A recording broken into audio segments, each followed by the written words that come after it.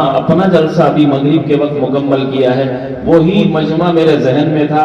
مفتی حفظ الرحمان صاحب کی محبت، مولانا مبارک صاحب کی محبت، اور یہاں کے تمام علماء کرام، چلو زیارت بھی ہو جائے گی اور اس مجمع سے اور 2 4 10 20 منٹ کے لیے روبرو ہو جاؤں گا۔ لیکن دیکھا ہے کہ وہ تو مجمع پہلے سے ہی ہاتھ تھک کے جا چکا ہے۔ لیکن بہرحال آپ حضرات کی بھی ہمت ہے کہ بھلے سے کوئی جاتا رہا، آپ نے ہمت نہیں ہاری۔ تو آپ مجھے بتا دیں کہ 10 منٹ بات کرنی ہے کہ 20 منٹ بات کرنی ہے؟ بتاؤ کتنی کرنی ہے؟ 2 گھنٹے؟ پھر بیٹھنا پڑے گا۔ دیکھو اب پیچھے والے کچھ سوچ رہے یار یہ تو 2 ہی گھنٹے بولتا دکھے، ایسا نہیں ہوگا۔ لیکن میری تمنا یہ ہے کہ بھلے سے میں آدھا گھنٹہ بولوں، 20 منٹ بولوں، بس میری شرط یہ ہے کہ درمیان میں سے کوئی اٹھ کے مت جائے، کیونکہ پھر وہ حدیث ہے اللہ کے نبی کی، الدعاء مخ العبادۃ، دعا عبادت کا مغز ہے، اگر دعا کو چھوڑ کر کے چلے گئے تو نقصان ہو جائے گا۔ اس لیے وعدہ کر رہے ہیں انشاءاللہ۔ الحمد لله نحمده ونستعينه ونستغفره ونؤمن به ونتوكل عليه ونعوذ بالله من شرور أنفسنا ومن سيئات أعمالنا، من يهده الله فلا مضل له ومن يضلله فلا هادي له، ونشهد أن لا إله إلا الله وحده لا شريك له، ونشهد أن سيدنا وسندنا وحبيبنا وطبيبنا ومولانا محمدا عبده ورسوله، قال الله تبارك وتعالى في القرآن المجيد، بسم الله الرحمن الرحيم، وما أرسلناك إلا رحمة للعالمين، وقال الله تعالى في مقام الآخر، إنا نحن نزلنا الذكر وإنا له لحافظون، قال النبي صلى الله عليه وسلم، خيركم من تعلم القرآن وعلمه، وقال النبي في مقام الآخر، الدنيا مزرعة الآخرة، صدق الله مولانا العلي العظيم، وصدق رسوله النبي الكريم۔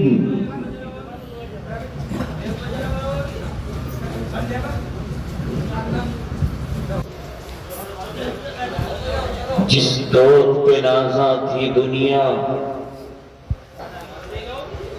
جس دور پہ نازاں تھی دنیا، اب ہم وہ زمانہ بھول گئے۔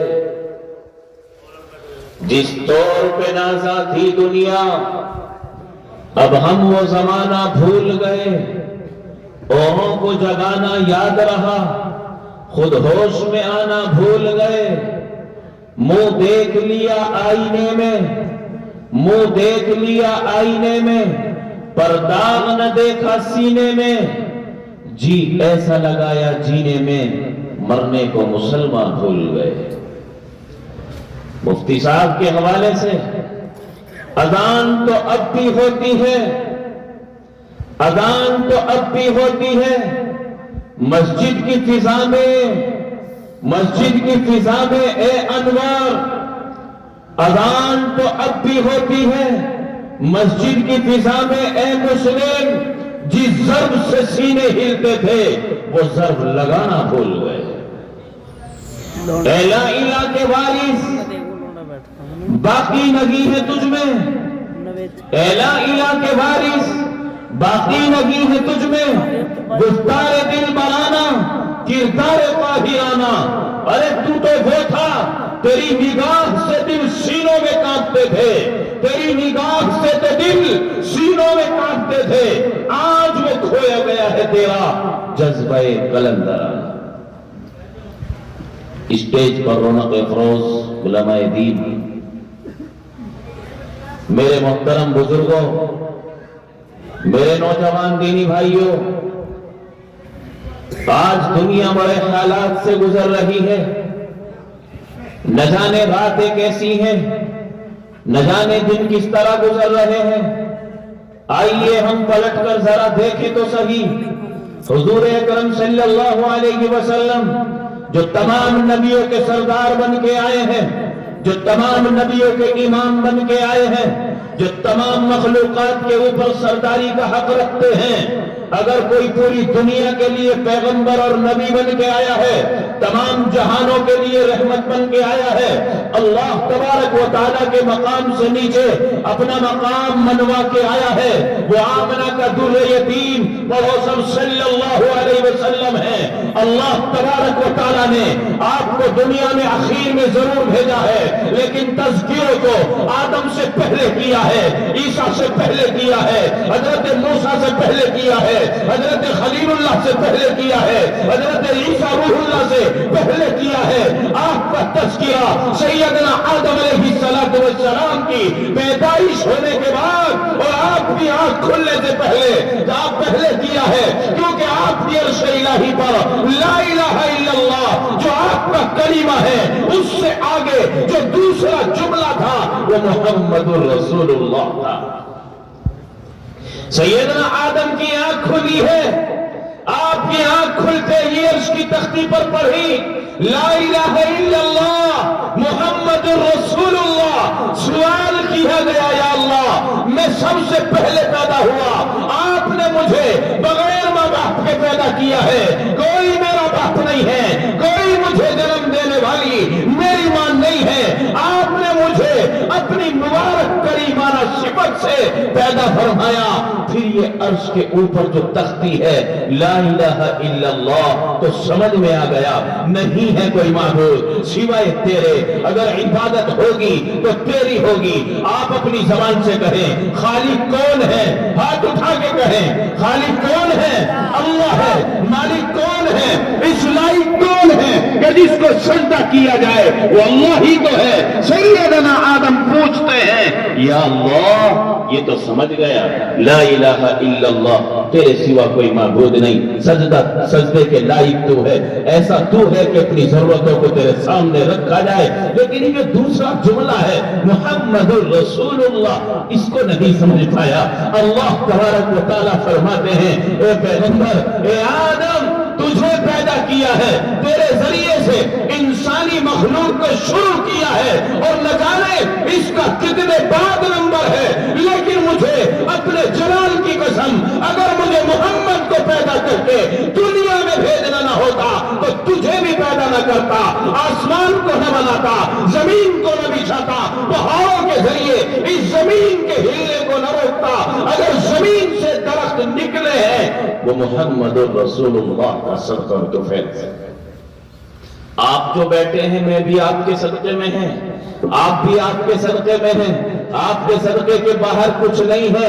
خدا کی قسم یہ کائنات کا وجود حضور پاک صلی اللہ علیہ وسلم کے صدقے طفیل سے ہے۔ اللہ تبارک و تعالیٰ نے اپنے آپ کو رب العالمین کہا ہے نا، رب العالمین، رب العالم نہیں کہا، رب العالم نہیں کہا کہ میں دنیا کا رب ہوں، یہ نہیں کہا کہ میں آخرت کا رب ہوں، یہ نہیں کہا میں آسمان کا رب ہوں، یہ نہیں کہا میں زمین کا رب ہوں، یہ نہیں کہا میں فرشتوں کا رب ہوں۔ اللہ فرماتے ہیں رب العالمین، جتنے بھی جہان ہو سکتے ہیں، چاہے وہ دنیا ہو، چاہے وہ آخرت ہو، چاہے وہ زمین ہو، چاہے وہ آسمان ہو، چاہے عالم ارواح ہو، چاہے عالم برزخ ہو، چاہے عالم آخرت ہو، سب کا پالنہار کون ہے؟ میرا اللہ ہے۔ اللہ تبارک و تعالیٰ نے رب العالمین کو بتا کر اپنے تمام وجود کو سارے جہانوں کا مالک بنا کر اخیر میں کیا کہا ہے؟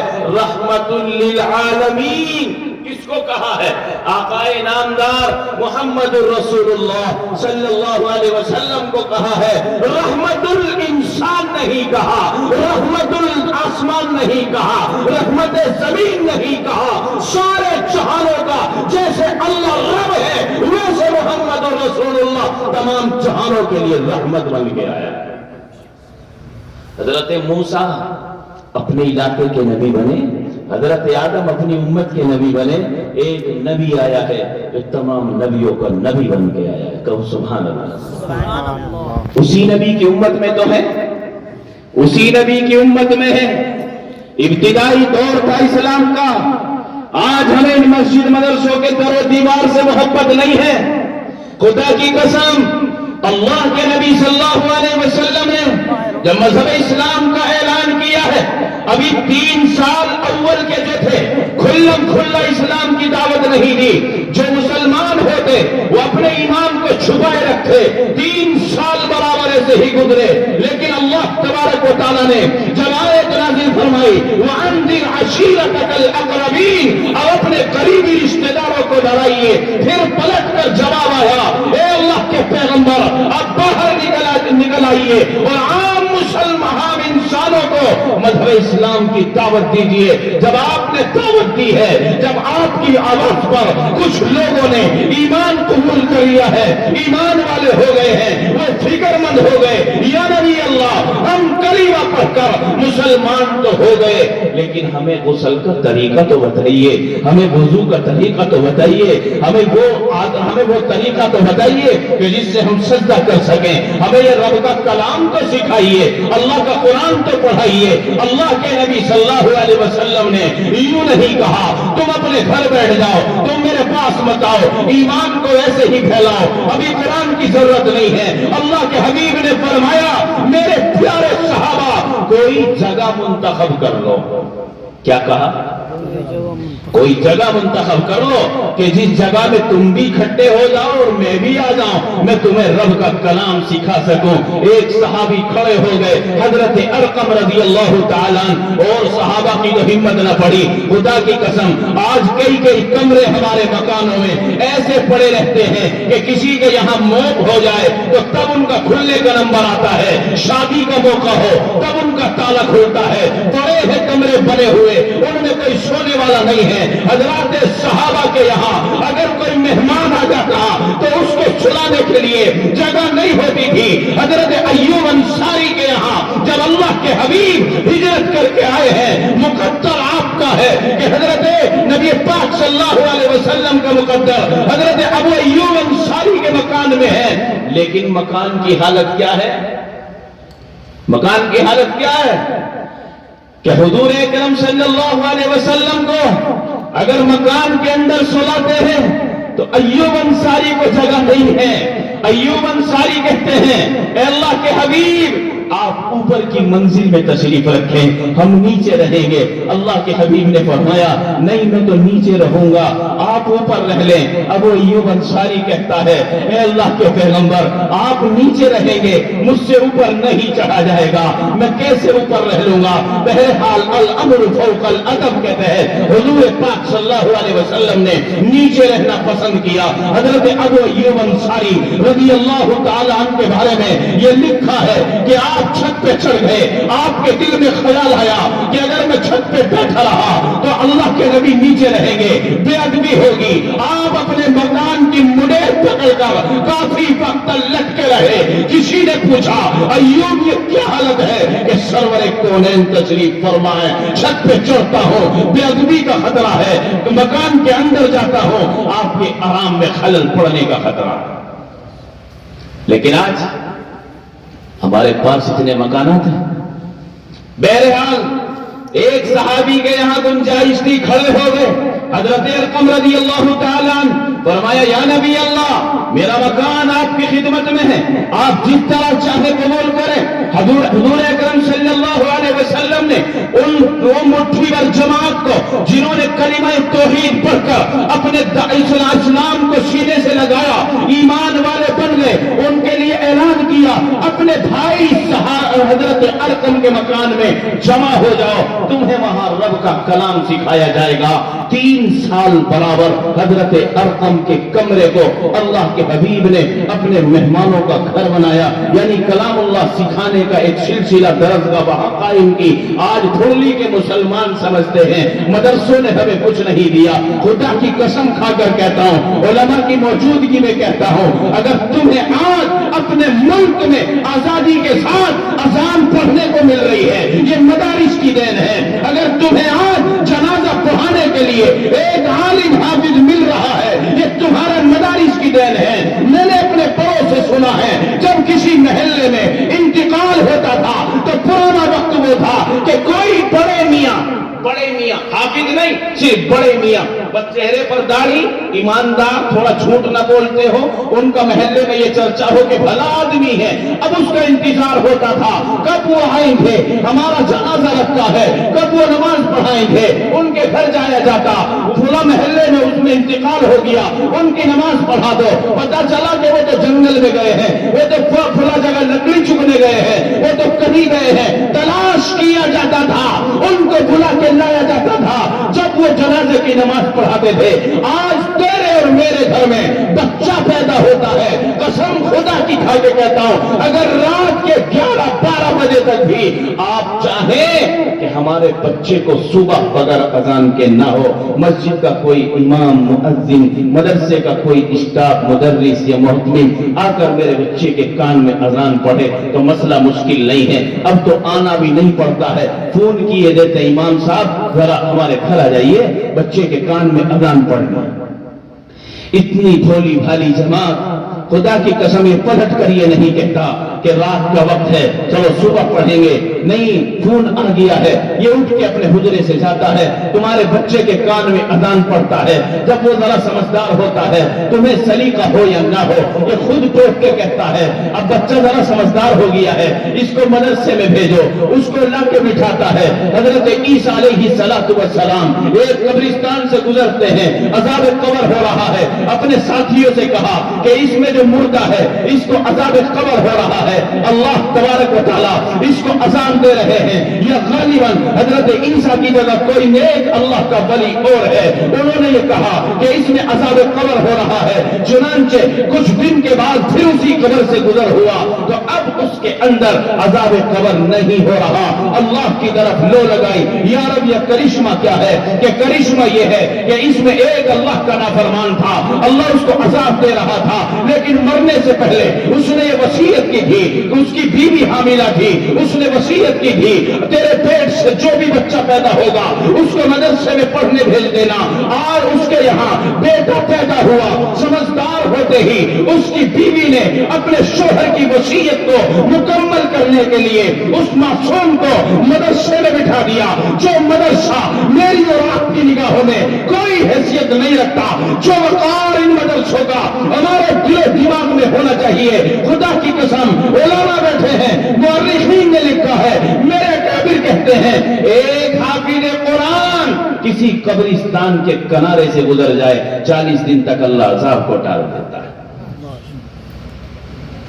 وہ بچہ معصوم استاد کے سامنے آ کر بیٹھ جاتا ہے، اللہ سنا رہے ہیں کہ وصیت کے مطابق اس کی بیوی نے اس معصوم کو مدرسے میں لا کے بٹھا دیا، استاد نے ادھر سے بسم اللہ پڑھی ہے، بسم اللہ الرحمن الرحیم۔ اب وہ معصوم زبان کا مضبوط نہیں ہے، اپنی تتلاتی ہوئی زبان سے اس نے بسم اللہ پڑھی، اس بسم اللہ میں الرحمن بھی آیا، اس میں الرحیم بھی آیا، اللہ نے عذاب ہٹا دیا۔ اللہ فرماتے ہیں کہ میرے پیارو، جب اس معصوم نے مجھے رحمان کہا، مجھے رحیم کہا، میری غیرت جوش میں آ گئی۔ جس کا معصوم مجھے اپنی تتلاتی ہوئی زبان سے رحمان اور رحیم کہے، بھلا اس کے باپ کو میں قبر میں عذاب دوں؟ اللہ نے عذاب ڈال دیا۔ یاد رکھو مسلمانوں، مرنے کے بعد بھی اگر کوئی کام آئے گا، انہی درسگاہوں میں بیٹھ کر پڑھنے والی تمہاری اور میری اولاد ہوگی جو مرنے کے بعد بھی تمہیں فائدہ پہنچائے گی۔ اسکول کالجوں میں پڑھنے والے میں نے بارہا دیکھا، کبھی اتفاق ہوا کسی جنازے کو جا کر پڑھانے کا تو ایک قطار لگی ہوئی ہوتی ہے جن کے سروں پر ٹوپیاں نہیں ہوتی، کوئی پہچان مسلمان کی نہیں ہوتی۔ برابر سے گزرتے ہوئے ایک دن میں نے پوچھا کہ بھائی یہ مرنے والے کون ہیں؟ सिसक के बोला, रो करके बोला, ये मेरे वालिद साहब हैं, इंतकाल हो गया। मैं कहा भाई फिर आप जनाजे की नमाज नहीं पढ़ेंगे? मौलाना साहब बस पढ़नी नहीं आती। क्या पढ़ेंगे नमाज में? तो पढ़नी नहीं आती। मैंने कहा कि खड़े तो हो जाएंगे, अल्लाहु अकबर तो कह देंगे। जनाजे की नमाज में इतना बड़ा काम नहीं है, दुआ अगर याद नहीं है तो नमाज तो तब भी हो जाएगी। पूछिए उलमा से, अगर तकबीर अपनी जबान से बोलनी है जनाजे की नमाज हो जाएगी। मैंने कहा खड़े होकर कम से कम अल्लाहु अकबर कहते रहना। तो फिर आखिर में जवाब आया, मुसलमानों गैरत डूब के मर जाना चाहिए ऐसी कौम को कि जिस कौम का नौजवान 25 साल नौजवान जिसका बाप चारपाई पे मरा हुआ पड़ा हो, जिसकी जनाजे की नमाज तैयार हो, वो उस बाप का बेटा अपनी जबान से यूं कहे पढ़ तो लेता मौलाना, कपड़े पाक नहीं, कपड़े पाक नहीं है। हुजूर पाक सल्लल्लाहु अलैहि वसल्लम का उम्मती है। आप पाखाना पेशाब से फारिग होके आते, नमाज का तकाजा होता या न होता, तिलावत का वक्त होता या न होता, आप फौरन बाहर आकर बावजू होते, क्योंकि इंसान जब बावजू होता है तो शैतान भी उस पर वार नहीं कर सकता। हजरात सहाबा का तज़किरा मौलाना असलम साहब ने जो भी किया है, हजरात सहाबा इतने बड़े मकाम पर जो पहुंच गए हैं वैसे ही थोड़ी पहुंच गए हैं। बहुत बाहया कौम थी हजरात सहाबा। अल्लाह के हबीब सल्लल्लाहु अलैहि वसल्लम ने ख्वाब में एक मकान देखा, बड़ा आलीशान मकान देखा, और उस ख्वाब को सुबह को हजरत उमर के सामने बयान कर दिया। उमर, आज रात मैंने तेरा महल देखा है, जिस महल में अल्लाह तुझे जन्नत में भेजेगा। और हजरत उमर करीब हो गए, क्योंकि जब अपने महल की बात आती है हजरत उमर करीब हो गए। या नबी अल्लाह कैसा महल था? आपने बताया बड़ा खूबसूरत महल था, ऐसा मकान मैंने दुनिया में देखा नहीं। मैं उसके दरवाजे के करीब गया, हजरत उमर सोचने लगे शायद के दरवाजा खोल के आप अंदर भी गए होंगे। हजरत उमर रज़ी अल्लाह तआला ने पूछा, या नबी अल्लाह फिर क्या हुआ कि मैं दरवाजे पे गया तो उमर तेरी बगैर इजाजत के मैंने उसमें कदम नहीं रखा। क्योंकि उमर इतना बाहया इंसान है कि उसकी इजाजत के बगैर उसके मकान को खोलकर देखना मेरी गैरत ने गवारा नहीं किया। ये उस गैरतमंद नबी की कौम है जो आज उसकी सुन्नतों को बरसरे आम ठुकरा रही है। उसके दरे दीवार को तैयार, ये नबी के घर है, ये मदरसे नबी के घर है, अल्लाह का कलाम इनमें पढ़ाया जाता है। खुदा की कसम ये कम सिन आपसे कहने आया है, कदर करो इनकी। अगर हमारे मदारिस की कदर न हुई, इनमें पढ़ने पढ़ाने वालों की अहमियत को हमने नहीं पहचाना, एक वक्त वो भी आएगा। अभी तो नमाजों की तकरीर होती है, अभी तो रोजों को कहा जाता है, अभी तो ज़कात को कहा जाता है, अभी तो हज को कहा जाता है, अभी तो कुछ और कहा जाता है। एक वक्त ऐसा भी आएगा कि सिर्फ ईमान को बचाने के लिए कहा जाएगा, और वो वक्त आएगा नहीं, आ चुका है। अब मसला सिर्फ नमाज का नहीं है, मसला सिर्फ रोजों का नहीं है, हमारे ईमान पर हमला हो रहा है, ईमान छीनता जा रहा है। न जाने कितने स्कूल कॉलेजों में पढ़ने वाले अपने ईमान को खो बैठते हैं। आपस में खलक मलक तालीम है, लड़के भी वहां हैं, लड़कियां भी वहां हैं, नाजायज ताल्लुकात होते हैं, कोई धर्म नहीं देखा जाता, कोई मजहब नहीं देखा जाता, ना तो कोई पहचान है। मुस्लिम बच्चों के हाथ में भी लाल धागा पड़ा है, गैर मुस्लिम बच्चों के हाथ में भी कड़ा पड़ा हुआ है। मुसलमानों ने भी अपने हाथों पर निशान, ये गूंथने का जो निशान लगा है, गैर मुस्लिमों के हाथों पर भी है, मुसलमान बच्चों के हाथों पर भी है।